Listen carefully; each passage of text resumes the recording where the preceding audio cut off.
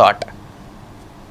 Good evening. Right, నేను ముందు వట్టి జానయ్య గారితో మొదలెడదాం, ఆ తర్వాత కాంగ్రెస్ దగ్గరికి వెళ్ళి తర్వాత బీజేపీ దగ్గరికి వస్తా. జానయ్య గారు, ఇవాళ ప్రెస్ మీట్ సారాంశాన్ని మీరు అడిగినటువంటి ప్రశ్నలకు, తీన్మార్ మల్లన్న గారు అడిగినటువంటి ప్రశ్నలకి సమాధానంగా కాంగ్రెస్ పార్టీ రియాక్ట్ అవుతుందని మీరు అనుకుంటా ఉన్నారా?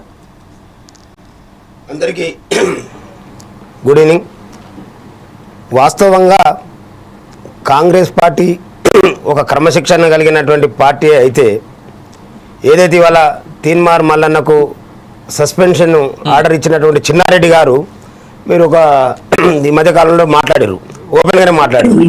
అక్కడ ఉండబడినటువంటి మేఘారెడ్డి గారు తనకు ఇబ్బంది కలిగే విధంగా అనేక రకాల కార్యక్రమాలు చేస్తూ ఉండు, ఒక పద్ధతి పాడు లేకుండా అయిపోయింది కాంగ్రెస్ పార్టీలో అనేటటువంటి మాట ఓపెన్గా మీడియా ముందు మాట్లాడింది. అవును, మరి అది నిజంగా పార్టీల క్రమశిక్షణ అయితే ఇక వాళ్ళ అంతర్గత ప్రజాస్వామ్యానికి వదిలేద్దాం.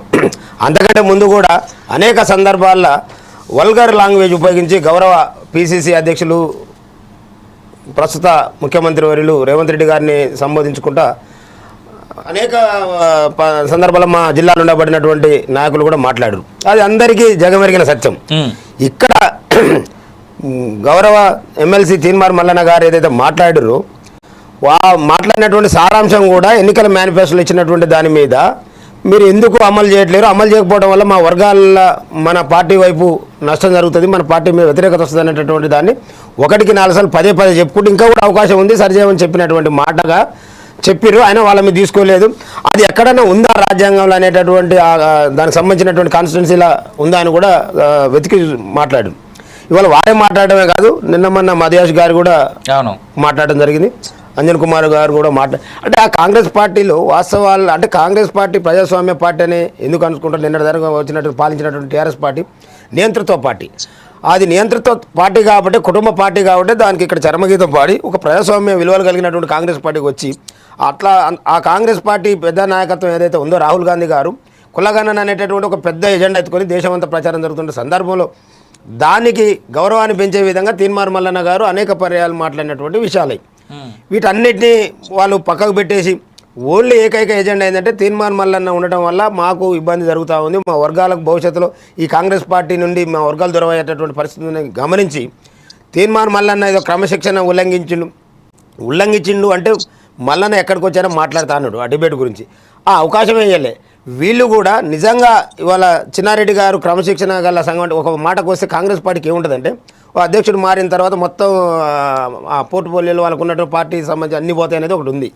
ఇవాళ ఏది లేదు అసలు. మహేష్ కుమార్ గౌడ్ గారు వచ్చిన తర్వాత బాడీనే ఇంకా ఫుల్ఫిల్ చేయాల్సిన పరిస్థితి.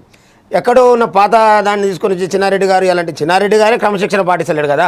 అట్లాంటి క్రమశిక్షణ లేనటువంటి వ్యక్తితోని పార్టీ కోసం విధేయంగా ఉండి 10 సంవత్సరాలు అధికారం ఉన్నటువంటి టీఆర్ఎస్ పార్టీని కొట్లాడి 100 రోజులు జైలు పాలయ్యి వచ్చి ఇవాళ కాంగ్రెస్ పార్టీ అధికారంలోకి వస్తే ఇక్కడ ఉన్నటువంటి మెజార్టీ ప్రజలైనటువంటి బీసీ వర్గాలకు మేలు జరుగుతుంది అనేటటువంటి నినాదంతో ముందుకు వచ్చినటువంటి పార్టీలోకి పోయి పార్టీ భవిష్యత్తు కోసం పార్టీ అధికారంలోకి రావడం కోసం 45-46 నియోజకవర్గాల్లో ప్రచారం చేసి ఓ 40-42 మంది గెలుపులో ముఖ్యమంత్రిగా పోషించినటువంటి తీన్మార్ మల్లన్నని ఇవాళ బీసీ వర్గాల పక్షాన వాళ్ళకి ఇచ్చినటువంటి మాట నిలబెట్టమని మాట్లాడితే వీళ్ళకు ఒక క్రమశిక్షణ పద్ధతి ఉందని చెప్పి క్రమశిక్షణ పాటించలేదు కదా, ఎలాంటి ఆధారం లేకుండా మరి వీటన్నిటి మీద వివరణ ఇవ్వాలి కదా. వాళ్ళు మల్లన్నకు సోకాజ్ ఇచ్చారు.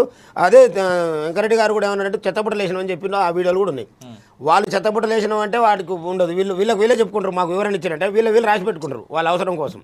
ఇది బీసీలు కాబట్టి వీళ్ళ మీద యాక్షన్ తీసుకున్నా సరే దాని మూల్యం చెల్లించుకోక తప్పదనేటటువంటిది ఈ ప్రజల్లో ఉత్పన్నమైనటువంటి సబ్జెక్టు. ఇవాళ రాష్ట్ర వ్యాప్తంగా కూడా చూస్తూ ఉన్నాం కదా.